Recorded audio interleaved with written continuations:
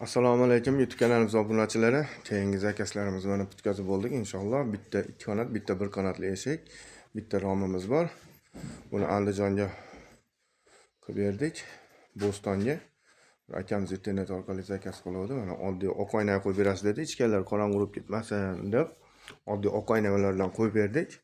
Bu oq oynalarimiz ham germetiklangan, taraqlamaydi. Bemalol eshikni ochib yopsa, yupillab ochilib yopilaveradi. Mana oynalarimiz germetiklanadi, mustahkam. O'zi shundan zakaz qildi. Mana shu oq oyna qo'yib berasiz dedi.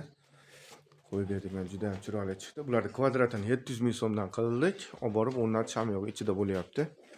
Mana shu 2 qanot, 1 qanot, mana shu romimiz 5 millionga bo'ldi. Kvadratga tushdi, shunaqa chiqdi mana. Olib borib o'rnatishlari bilan. O'zbekiston bo'ylab dastlabkilarimiz bor, vodiy bo'ylab borib o'rnatish ustunovkasi ichida. Bemalol murojaat qilaverasizlar.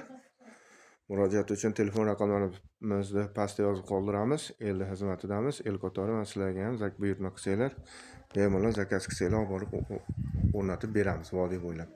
Albatta, dastlabkilarimiz ham ichida bo'ladi. Shuni ichida, kvadratning ichida bo'lyapti. Uzoqroqqa bo'lsa, vodiy bo'ylab Namangan, Farg'ona olib borib o'rnatib beryapmiz.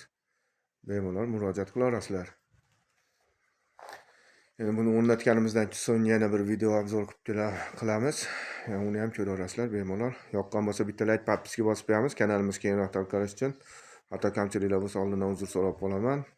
Sog' bo'linglar, salomat bo'linglar.